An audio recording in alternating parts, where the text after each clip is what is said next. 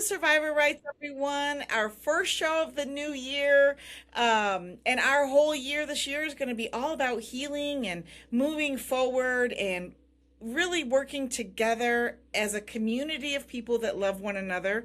And I just wanted to start with you, Rhonda, because you have done so much. So today, our special guest is Rhonda Grillo, and we are joined by her. She's also known as the Brain Dame. I see you have that on your log in there too. That's awesome.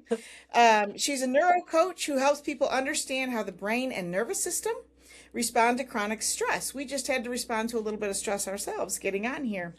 Also, poor sleep, long term pressure, and how healing can happen without force or burnout.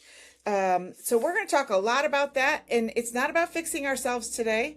Her work really does focus on autonomic nervous system, brain regulation, and compassionate rewiring, especially for people who feel wired, tired, or stuck in survival mode. Oh, I love that. She specializes in nervous system health and brain communication, and her work helps people move out of constant alertness and into greater ease, clarity, and rest. So, welcome, Rhonda. And also, you guys are the admins for Bridging the Gap. So, Yeah, welcome. thank you. Yeah, Well, I added yeah. the AKA Brain Dane because everybody knows me as that big scary lady on Bridging the Gap who is so stern and so angry sounding sometimes because I am advocating for survivors of child sexual abuse and very stern about it. So there's another side to me that people will get to know today. So I'm excited about that. Well, good. That's what we're going to focus on. Let me tell you that. I did want to acknowledge what you guys are doing on the Bridging the Gap very quickly. You guys had made a huge announcement in the last couple of weeks about inviting the overseers to chat. So I just wanted to acknowledge that, and I want to wish you the best with that. I am going to hold out all the hope in the world. Um, and it's going to take all of us coming at things from every angle possible. So thank you for your level of commitment and everything that you guys have done to move things forward, Thank and you, to make people Crystal. safe. Yeah, So I really thanks. do. It really matters. So It takes all of brain us. optimization is what we're. Go ahead. What's that? It takes all of us. It does, and we all Yeah. have come at things differently. That's for sure. Um, So, brain optimization, it's what you do when you're not advocating. So, Yes. that's really what I wanted to talk about. I don't know what it even means. I don't know how it works. And we're all learning a lot of language. I have a few questions for you today, but really I really want to encourage people to start just understanding the language around trauma. Being trauma informed is something that we talk about a lot, so we're going to talk about what that really means, and how our brains drive our thoughts. And I'm sure you have a lot of information about all of that, but I want to know first and foremost, what is brain optimization, and how does it work specifically for trauma? Okay. Yeah. So optimizing the brain is something you can do in many ways. You can optimize your brain by eating healthy. You can optimize your brain by exercise, which helps oxygenate the brain. There's all sorts of ways. Where my focus lies mostly when I'm working with trauma survivors is optimizing the brain in the sense that when it has too much stress or it's had trauma, the brain will end up getting stuck in the autonomic nervous system isn't functioning like it should. In other words, you'll be stuck in fight or flight or freeze and not in the ideal or balanced state of rest and digest. And so basically, we were made to handle stress. Stress is good, it motivates us, all sorts of things like that. But when we have too much chronic stress or trauma, the brain gets stuck, and that's all about saving us, which we'll talk about later. So, brain optimization for me is about helping the whole system come back into alignment, starting with the brain, because most people think of the brain as something separate from the body or even the spirit, but the brain is actually the bridge between all three. That is fascinating information. So let's start with what it means for somebody who's been in survival mode for, like, I mean, I feel like coming out of the two by twos, we've all been in survival mode for a long, long time. We've been in a place of fear and not necessarily in a place of really truly knowing love, truly feeling accepted, truly knowing who we are. So many things. I could go on and on about the Mhm. impact of that for us. Yeah. But what does it mean to have something like that available as a tool to help us move forward through all that? Well, we when we've been survivors and we've been victims of so much abuse, we forget who we are, right? I listened to you and Jared talk about identity, and I love that because I talk a lot about identity too. And now we've basically shed that identity and we're trying to find ourselves again, right?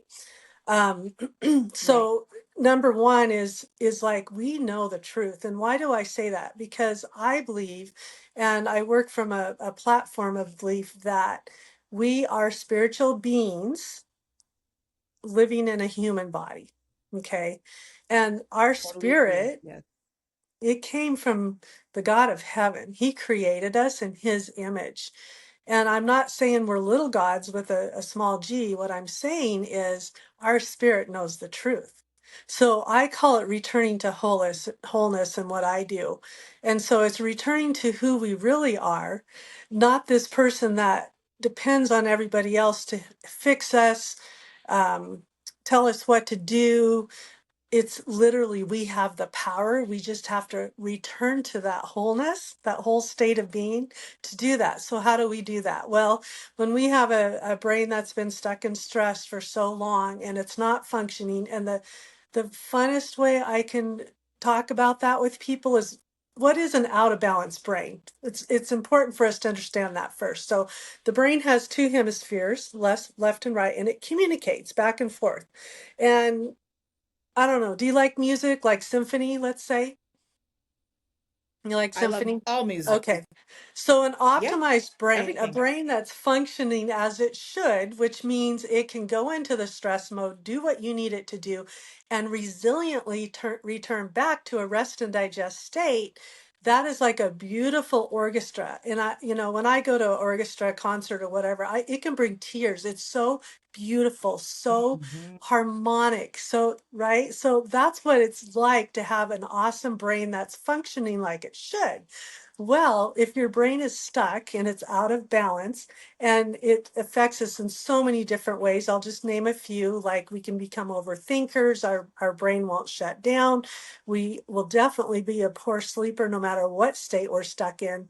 There's all these things that are happening. Well, that's like an orchestra that they forgot, the majority of them forgot to tune their instruments. So it's disharmonic. It's like there's tubas in there that are way too loud and they're taking over, and you're like, I can't do this. That's what it's like to have an out of balance brain. So, how we reel that in, there's all sorts of modalities and tools. But the first thing I do is I help people return to wholeness, that they have the power, they can heal. And I believe in healing prayers too, just like Jared did. And so if someone is not traumatized by talking about religion or God or faith or spirituality, I'll bring that in as well. And so and if you want later on, we can do a session like that, a short one, just to give people a feel of what it's like. But when someone has lived with chronic Okay, yeah. stress, trauma, spiritual pressure, long time overwhelm, the brain doesn't break, it adapts. It learns survival patterns. And those patterns can show up as what I was talking about before: anxiety, poor sleep, chronic pain, brain fog, autoimmune issues, emotional reactivity. And you're like, where did that come from? And that's not me. Well, it's an out of balance brain. So the goal is to Right. get the brain communicating and relaxed and the hemispheres speaking to each other again. Awesome. I love that. So, uh, so somebody's been in survival mode for years and years and years. Where would somebody even begin? Well, coaching's a great place to start, and I'll tell you why. Um, I went to therapy, in my early 20s and a couple other times during my life. And I found that, and I'm in no way criticizing therapy. Therapy's great, it's needed. But for me, it felt like regurgitating the past. And I was still stuck. I didn't know what to do. I felt heard. I felt like somebody heard me and they validated that I wasn't crazy. But it was like, where do I go from here? So coaching, neuro coaching is forward thinking, how do we move forward? How do we create the life we want, a life we love? How do we regulate our brain and so forth? So it takes commitment, it takes work. But neuro coaching is my favorite out of all the things out there. I use definitely different tools depending on what the client needs. Interesting. Yeah. So, I totally agree with you. I've also had a lot of therapy, and I think that there's a lot to be said for the acknowledgement stage of healing, like feeling Mhm. heard, getting it out. This is what happened. But at some point, we need to move forward. And that's really what I am trying to do here and helping people with tools this year to move forward. Like it's been a couple Yeah. years that Yeah. we've regurgitated it enough times. We've been over it and over it and over it, and it's like now what? Now what happens? Where do we go from here? Yeah. So what I'm hearing you say is if they haven't done therapy, maybe they could start there, but then also feeling uh, choice. This is how emotionally intense is this work? That's one of my questions. Yeah. Well, honestly, Crystal, any work that we do on ourselves can be emotional. It takes Sure. brave thinking, it takes brave healing to really make a dent. And that's why just reading a book or talking to your girlfriends or whatever is important, but it's not enough. And in coaching, I'm what you call an evocative coach. So I hold you accountable for what you say you want. And I believe that you know the answers, they're within you. So I don't tell my clients what to do. I know they know the answers through their spirit and their soul. And so let's find those through questioning you and helping you get that aha moment to get you there. I have a lot of clients that start out, I mean, no sleep or poor sleep is one of the worst things that can happen to a person. Their cognitive thinking abilities decline, all sorts of things happen. So, a lot of people come in and they're like, I don't even know where to start. If you ask them to do a dream building session with you, they're like, I don't even know. I don't even know where to dream. So, then I'll start first with helping them balance their brain. I like to talk about the brain so it's not boring. So it's important for people to understand that the brain is the CEO of the business. The business is the rest of us, right? So your automatic nervous system is running in the background. I mean, I love it. Can you imagine if you had to tell your body to breathe and at the same time the heart to beat and the hand to move and all these things? I mean, your subconscious mind does all of that in the background while you bebop along doing your conscious activities. It's amazing what the brain does. But there's one thing it does above all else, and its main job is to keep you alive. Well, how does it do that? It's constantly scanning because if it's going to keep you aligned, it's got to look out for danger. Okay, so it's like, am I safe or am I not? And then depending on whether you are or not, then it's going to put you into the mobilization of fight or flight, or the shutdown, freeze, collapse, or numb, or the parasympathetic, where we should be when we don't have stress, which is safety, connection, and rest. So I like to tell a story. If it's okay with you, I'll do that just to help people understand why their brain gets stuck. It's kind of Yes, please. interesting. Yeah. So, back in the day, you and I would have been taking care of the kids and gardening and gathering. The men would have been out hunting, that sort of thing. The brain's job has never been for us to have happiness or bring us peace. Its primary responsibility is that survival. So it's not a flaw, it's actually a brilliant design. So while we were doing that, working on the land and surviving, even though life wasn't easy, we were able to survive. So all of a sudden, there's a rustle in the grass. and the brain is immediate alert. It doesn't pause to analyze or say, is this a metaphor for unresolved trauma? Like, right? It's going to ask one thing instantly. It's going to say, and it's going to happen in milliseconds. Oh no, I'm Yeah. not safe. And so if the answer is yes, you exhale, you pick up the berries and you run for it, right? And you're going to be able to run faster, further, jump higher, whatever you need to do to protect your life. That's what it does. Um, it's to save your life. Well, think about that when you have had too much chronic stress or trauma. Well, now your brain is stuck there, right? And so you're going to have heart problems most likely in the future because your adrenals are going to burn out. All these things are going to happen because your brain is stuck in fight or flight. I'm never safe. It's hyperactive, it's hyper vigilant, and that's how it works. It's amazing. And so the whole work of what I do is to help it calm down, help it to understand that, you know what, that was then. We are in the now. We are safe. Here's what's real. And, there's processes that I do for that. So I don't want to overwhelm people too much, but it's also really interesting. There's a neurobiology that happens too. So when you go into fight or flight, for instance, there's a massive chemical surge. So why can you run further, jump higher, and so forth? Well, because there's this massive chemical dump of cortisol and epinephrine and adrenaline. And so your body can perform like a superhuman temporarily. But when it continues to do that because you're stuck, you can imagine what that feels like.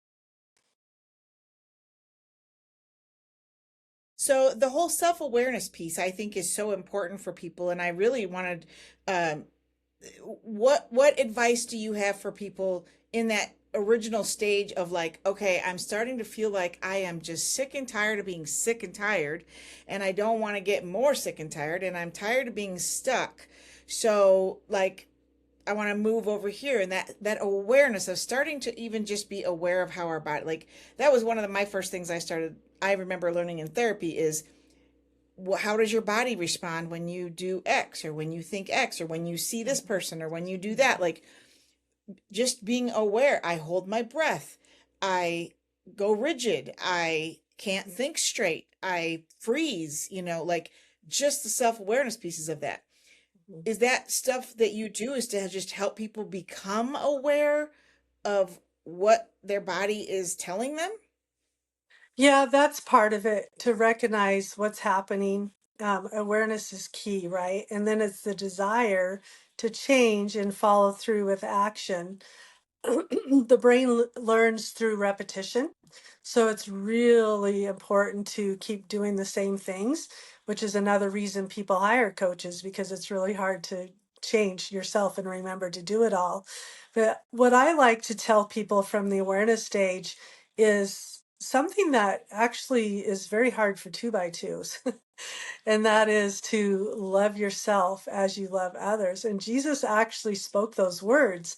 And that's something that we didn't do, right? It's like, oh, self love, that's a bad thing. But when you actually We missed learn, that part. yeah, yeah. And Jesus was Yeah. mirroring to us what he did, right? Yes. So he was Yes. teaching us to be like him. And you love so much, that you can help others. And that's what he did. So self love is actually a beautiful thing. So I teach them about that. What does that look like? What does that feel like? It's a very sticky topic for people. They're uncomfortable with that because it's weird, right?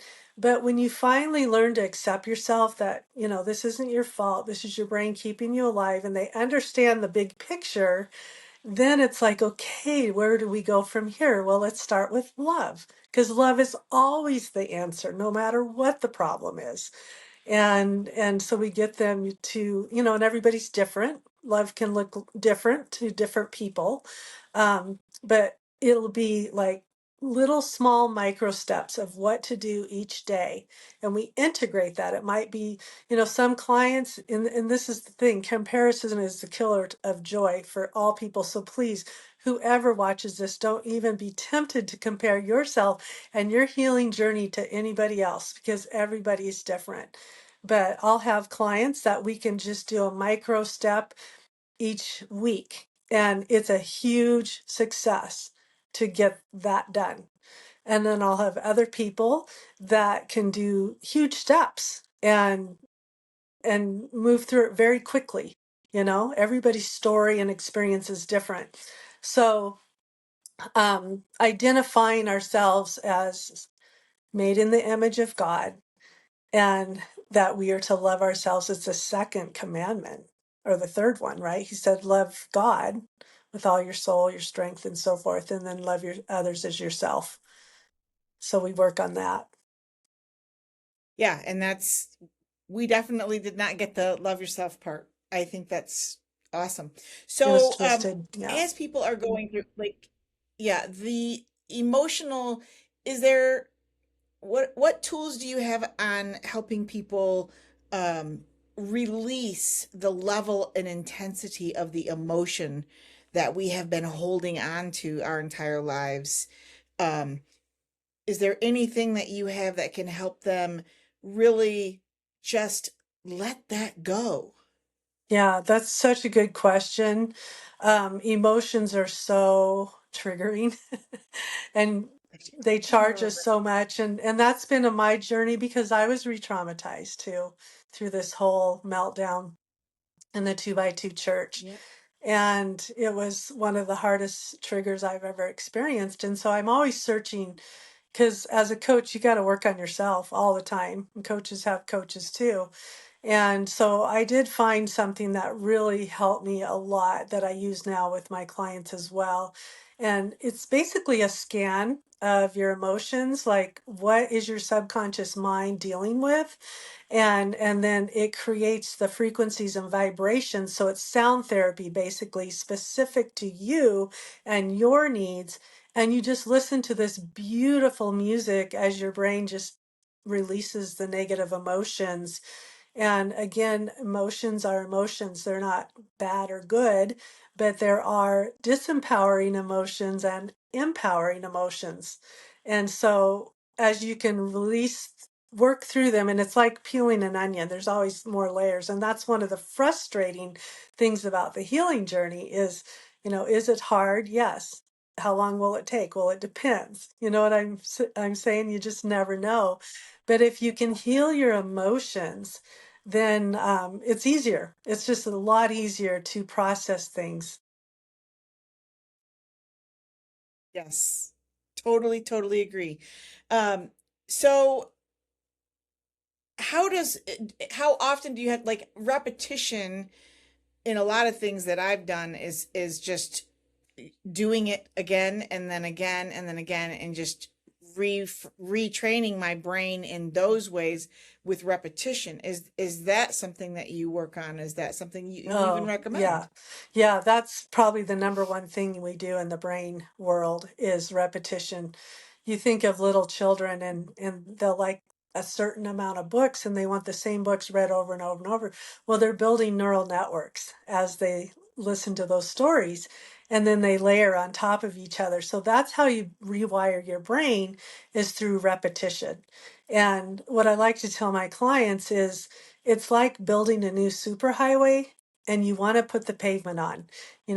With me, we're just doing the grading of that road and the pounding of that road, but we got to get the pavement on. So it's like the go to road for your brain. But over here, you have that old highway, that old neural network that you've been using your whole life. Right. And it's got some weeds growing in it and it's got some ruts, but it's still there. And it's what your brain knows, it's what your brain is comfortable with, and it's what you're always going to go back to until you get your brain to the point where it feels safe and secure and trusts that new superhighway, so to speak. So, how do you do that? Through repetition, through practice. Yeah. So, but it's Yeah, it's fun. that's yeah. Um, so can in your opinion, can the brain truly rewire early childhood or specific traumas? Um, and I don't I'm just curious your opinion on this because I know a lot of people. My daughter, my she's my goddaughter. I call her my daughter, but she does a lot of work with psychedelics and some of those like and she's a firm believer that you're rewiring your brain and going down that road. So I think there's a lot of different ways that that can happen. But personally, I do believe that even when you've endured incredible levels of trauma, I know they're doing a lot of studies on that on PTSD with war vets and that type of thing these days. But are there other things, or are there repressed memories and things like that that I know a lot of people, especially in this specific situation of the two by twos, they're not super sure whether they were abused or not. They feel like they might have been. They have memories that make them, and their body recoils, but they're not 100% sure. What would you say to somebody about something like that might be a little bit afraid of knowing whether they were or they weren't, or even exploring that? Yeah. Well, the reason there's repressed memories is because the brain is protecting them, right? It decided to Yes. compartmentalize that memory. But absolutely, to answer Mhm. your first question, it's called neuroplasticity. For 5,000 years, they didn't think the brain could heal itself. And remember when we were kids, they would say, "Don't drink, you're going to kill off your brain cells and you're going to be dumb, don't do it."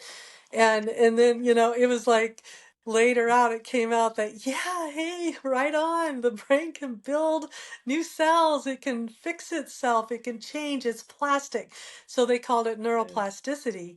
And now in the last 5 years, they've learned more about the brain than they have in the last 50,000 years. It's really cool. A lot of awesome studies happening. So I am a forever optimist. Anybody can rewire their brain. They can heal. They don't have to just survive their life. They can thrive, and they can thrive more often than survive. But is it going to be a Pollyanna type situation? Are you never going to have stress or repressed memories come up? That's the bummer of the century, right? Because you and I know in the healing process Yeah. that, we can be bebopping along and doing life really well. And, somebody insults us and we're like, yeah, that's about them. And we handle it really well. And then all of a sudden, like what happened to us with the two by twos, we're like down the drain. I call it the pit of Holy. despair, and we're like, what is happening? And of course with me, I was like, you're not Yeah. allowed to do this. You're a coach. You gotta hold it together, girlfriend. And I couldn't, Yeah. like I had to heal too. And so as life goes on, the the onion layers just get peeled one at a time. We keep working on ourselves. But I'm at a point in my life looking back where I'm actually thankful for some of the abuse that I had as a kid, because I wouldn't know what I know. I wouldn't do what I do. And like my biggest payoff is I love helping people. When somebody gets an aha moment or they get their first good night's sleep in 10 years, I am thrilled because that's what makes me tick. So no matter what the path, I'm not for psychedelics. I'll just put that out plain and clear. I'm not criticizing your daughter. I mean, there's doctors experimenting with it. They're doing studies, but I'm pretty conservative, even though I'm a maniac in so many other ways. I'm real conservative with the brain. Like I love my brain. I hope that, when people follow me on social media and stuff and follow some of my teachings, that they'll learn to love their brain too and not take risks with it.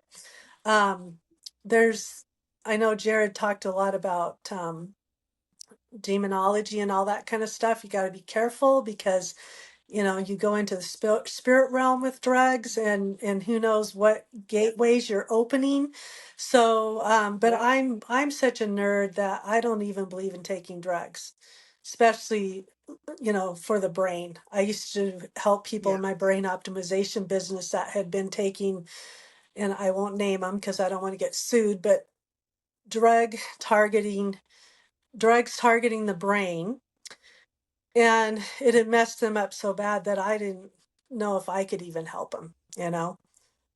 They were definitely Yeah. the ones that were least likely to get improvement over people that hadn't done drugs, whether legal or not legal.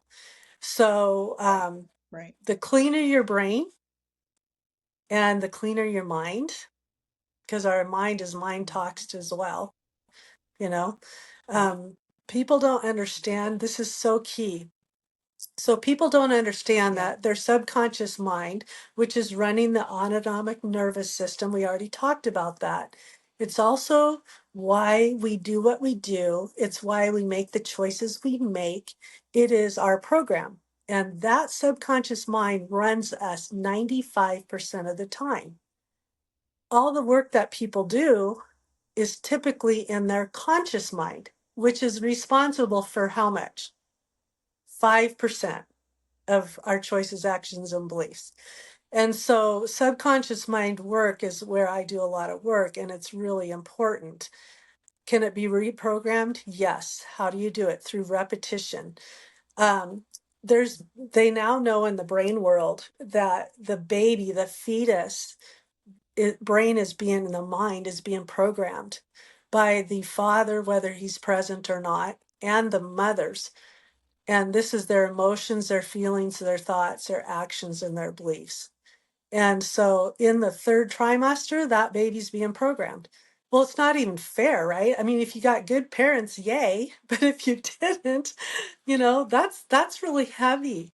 But God created a Yes. way to heal from that. And if people are comfortable with it, because like we've talked about, some of us have gotten triggered by even the Bible or hymns or the word God, so I have to tweak what I do and take that out of it. But I'm a firm believer in the power of prayer in helping us heal as well. Yes. I'm 100% with you there. So walk us through. What does this look like? Where do people start? How do they get in touch with you? How do you do your work? All that. Okay. Well, I thought the best way to do that would be to just do a short session. Would that work for you? Okay. Sure. Okay. Yeah. So I did a special one for tonight. Let me look through my notes here, find it. They can follow me at the Brain Dame on Facebook and Instagram. Also have the Okay. I'm website going to for, post all that. okay, cool. Yeah. And you have the website and something else. I don't remember.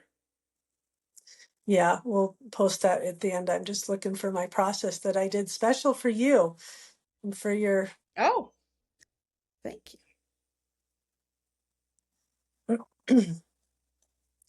So this is going to give you a little taste of what neurocoaching is. My style, everybody has their own style. Um, Hmm.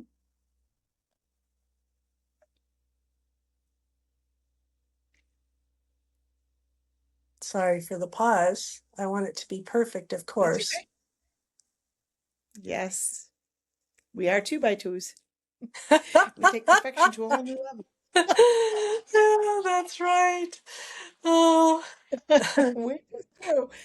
yeah, that's great. I love it. We need to reprogram that, and all of us do. Yes, we do. Oh, it's so funny, isn't it? And no matter how much you try to deprogram yourself from all that, it's still all there, big time. Yeah, it's just, yeah, it's.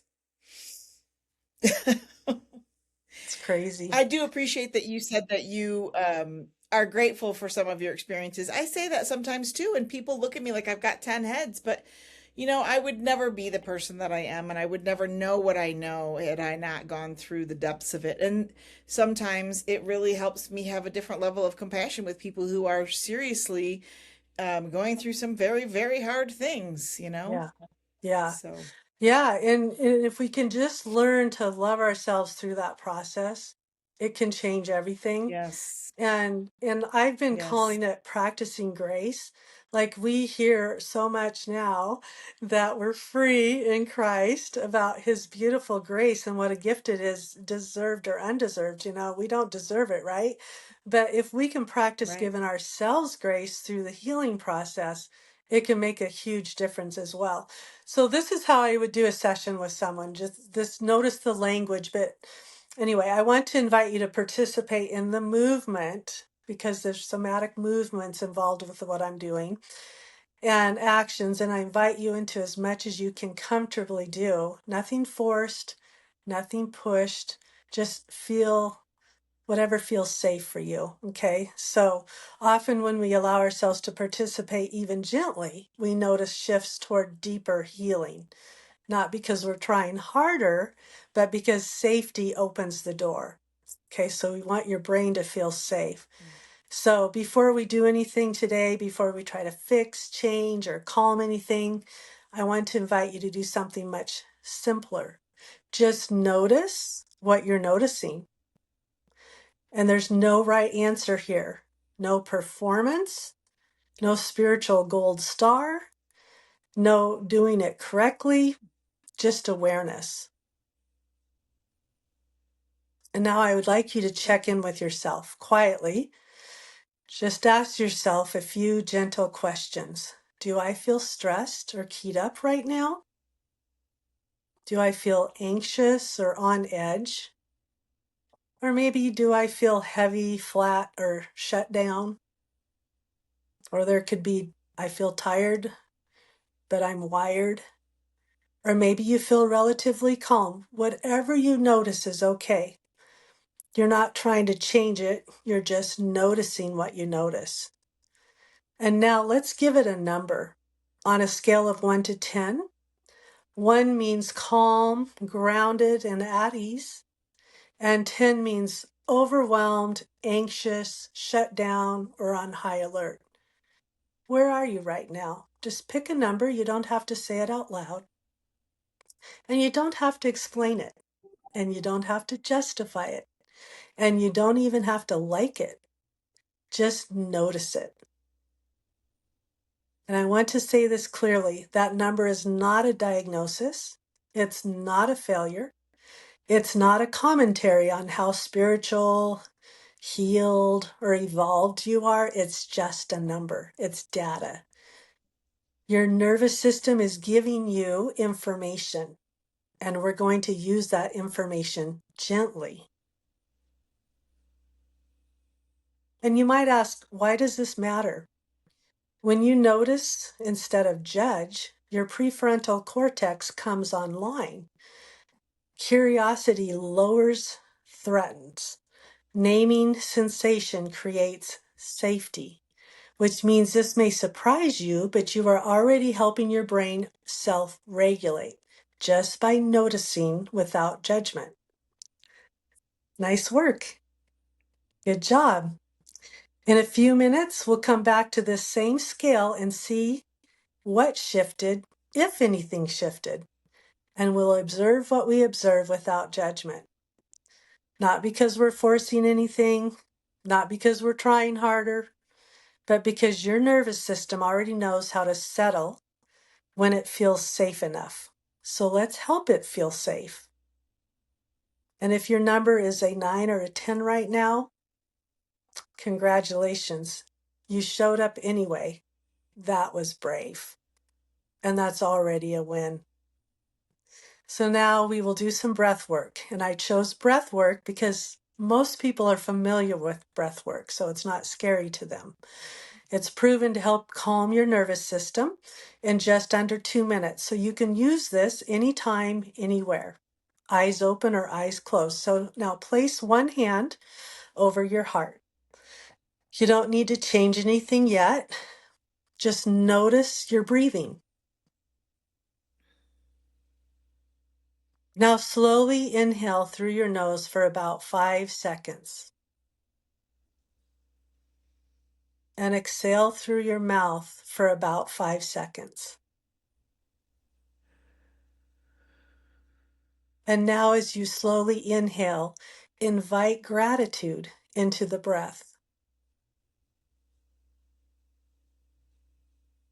Breathe in through your nose, easy and unforced. And as you exhale through your mouth for about 5 seconds, let the heaviness you've been carrying begin to release.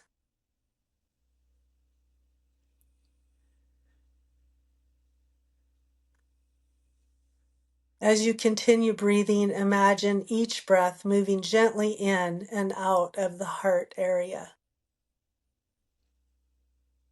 Not up in the head, not in the to-do list, right here, where safety and calm live. And if your mind wanders as you observe your breathing, congratulations, that means you have a human brain. Just gently bring it back to the heart and the breath. One more breath.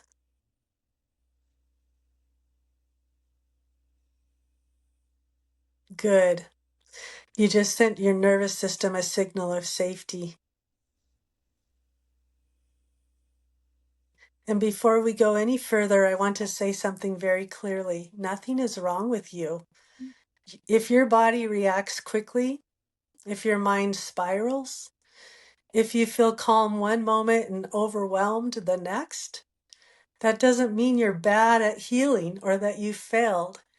It means your brain learned how to keep you safe, especially if you grew up in chronic stress, spiritual pressure, or environments where love felt conditional.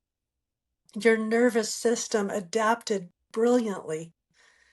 The problem isn't that your brain is broken. The problem is that it hasn't yet learned that the danger has passed. Why?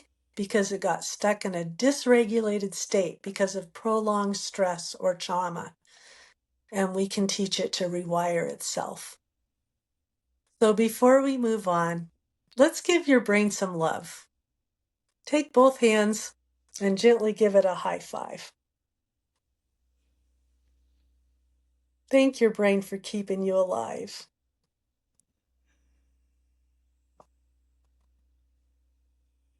Even if it's been a little overachieving.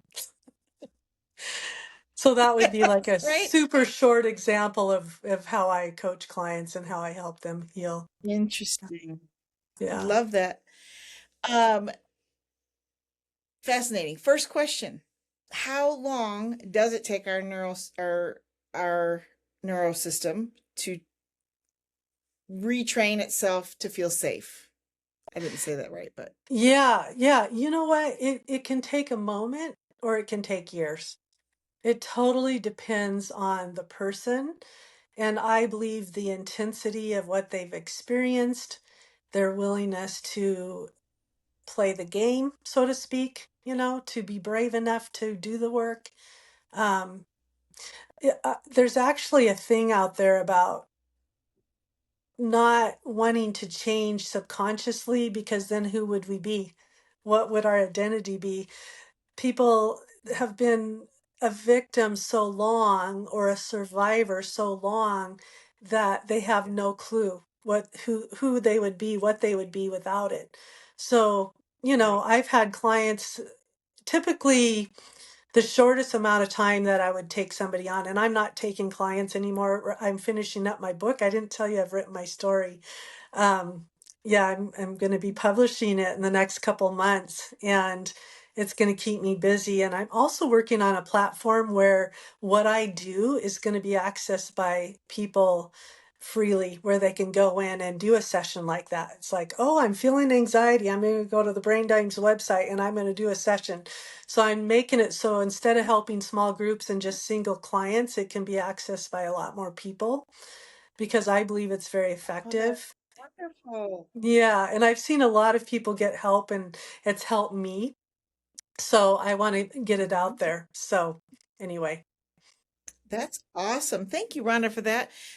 I was going to ask you, one of my questions is, do you ever do like circles of healing or things like that where, a group of people kind of go through the process together? yeah, I don't know what the historical of how you used to do it or have done it or whatever in the past, but yeah. maybe that would be something we could do on Worthy that would be fun that we could just, Oh, it would be so go through the fun. I actually yeah. attended a retreat and did it for, I think it was 10 women. And it was like um, I had written it all out and it was my first time to do it. And it was very interesting. Doing group online is way different than doing group in person. Yes. So I learned a lot Yes. because I hadn't done groups in person Yeah. before, just online. Um, but it was successful. The dynamics of the group went from, oh my word, what have I signed up for? I was like, this is scary, Yes. to a cohesive, caring, loving group that really were, you know, there was some transformation. So I tend to fire hose people with a lot of information. And so even though people loved what I did and the processes and everything, they felt overwhelmed by how much information I gave them. So I need to tweak it and make it a little more,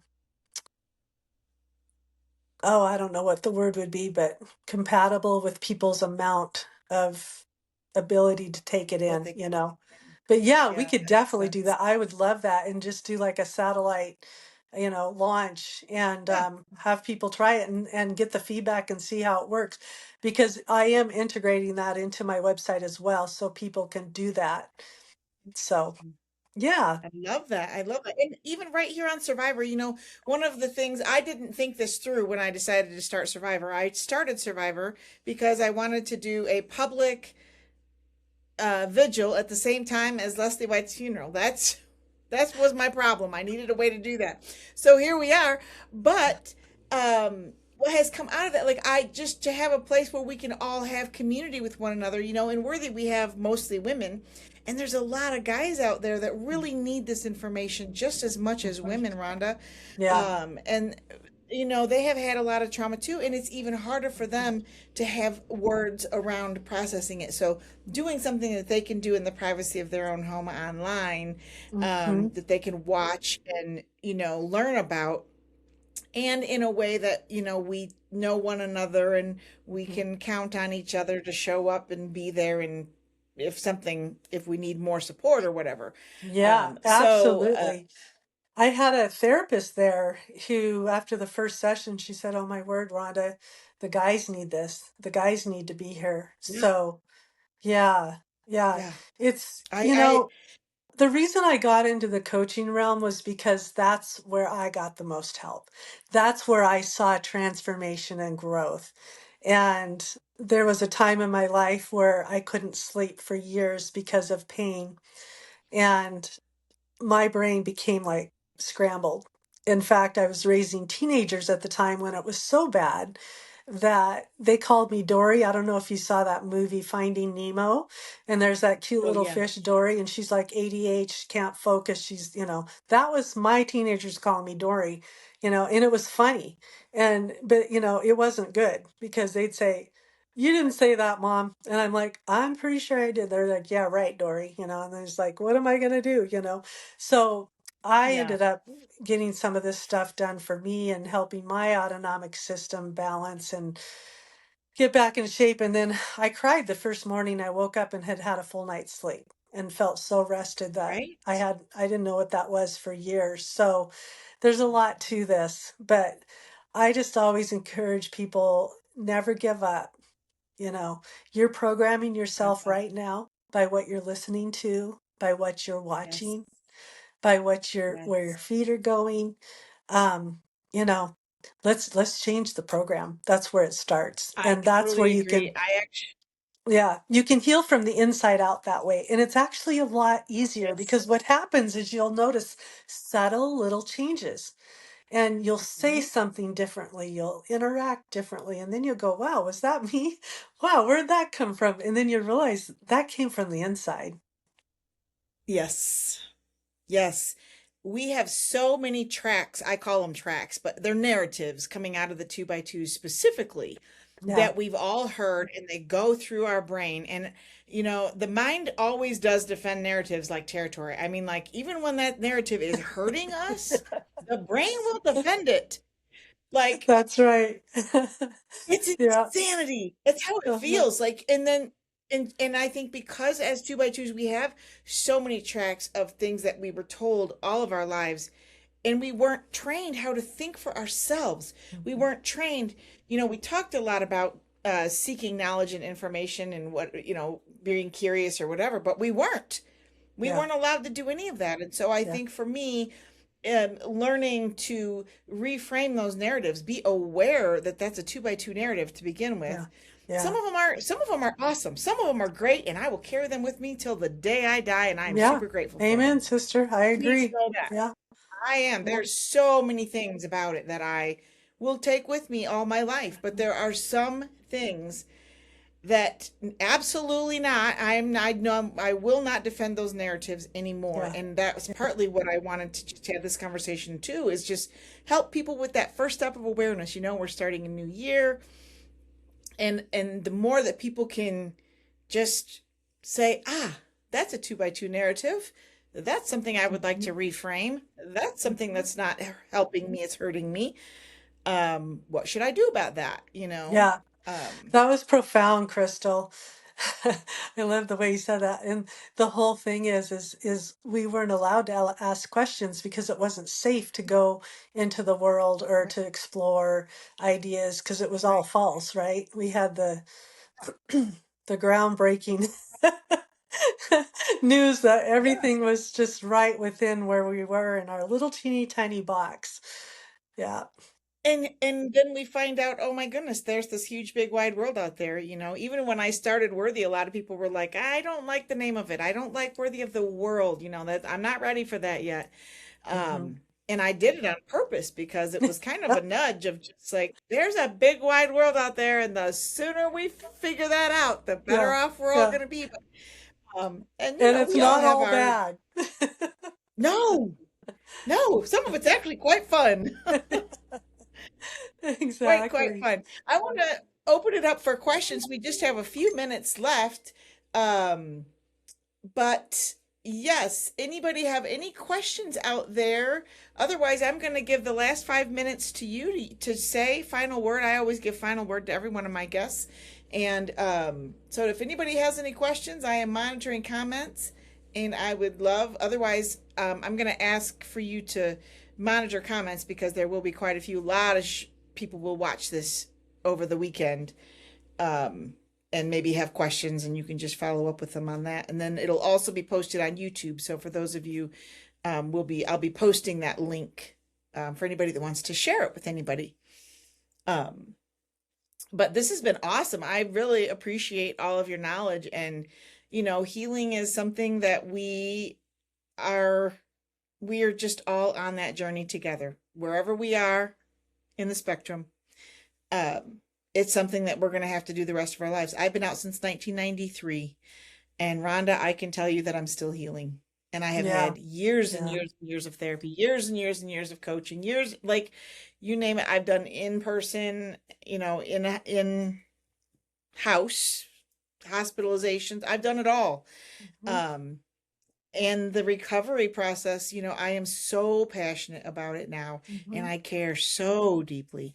And that's why I feel like the sooner we can all just come together as a village and help one another, the better off we're all going to be. So I Well, and really it makes appreciate that. Dark. you like you're a super great example because you just said about your experience and how hard it was and even being hospitalized and all those things.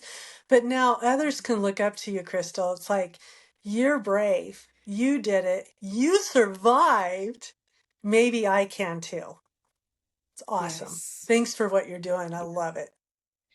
Well, I say every day I wake up and I'm like, if we can just shave a little bit of time or a little bit of pain or a little bit of whatever off of this process for anybody, it's worth doing. Like, if it changes one life, helps one person. Um, and a lot of us have so much knowledge, but in the two by two world, we were not taught. We were taught that it was boastful to Yeah. speak of what we Yeah. know to be true. Right. And Right. so, that is not true. It's Yeah. like what you just shared tonight can help so many people. Yeah. Um, and you have way more knowledge than what we even talked about. This was just like the little tip of the iceberg. Well, it's so Um, funny you saying that. It's so funny because even marketing what I do and stuff, it was always so uncomfortable for me because it felt like I yeah, was bragging and I wasn't humble and all these things. It's like, how in the world do you be an entrepreneur and be successful and, not talk about what you do? So I'll take a stab at it. I'll just say that I wrote my story. It's a big book. It's way too long, but um, I've had several women that didn't know me and do know me read it to give me feedback so I can approve it. And what people keep telling me is that it's not just honest, it's healing, it's deeply practical, and unexpectedly funny.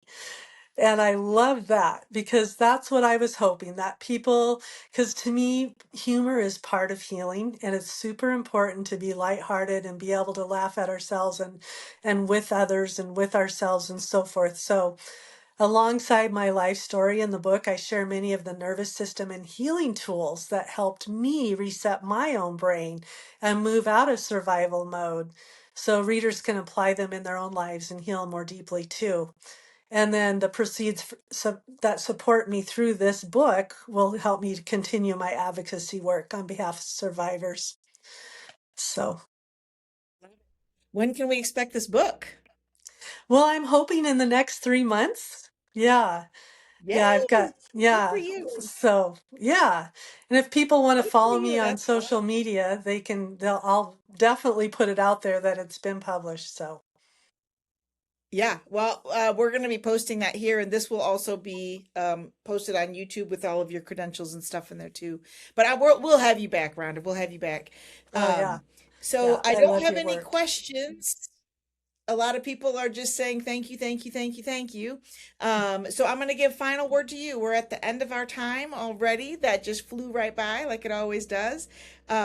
Final word. Remember that you're a soul living a human experience in a human body. And your soul and your spirit, they know the truth. And so there's nothing wrong with you. You're just returning to the wholeness of who you really are and learning to trust that inner knowing, that gut feeling, that knowledge that God gave you is part of the key of rapid healing and success. Trusting that you know the answers. And that's humble. That's humble. It's not being precocious or prideful. Love that. Love that. Well, thank you, everyone. Next week, our guest is going to be Mike Grosseth. Did I say that right? I think Yeah, so. Yeah. yeah. Out of Ohio, and he is going to talk about tradition isn't the same as truth. And it's just gonna be a fascinating conversation. So I'm really looking forward to that. So stay tuned for that, everybody. And thank you, Rhonda. I want to thank you and Galen both for all the work that you guys have done and everything that you have put in. I know what it takes. Being one of the people that does it Yeah. also, it takes a lot Yeah. to lift people up and to keep things moving forward and to put information out there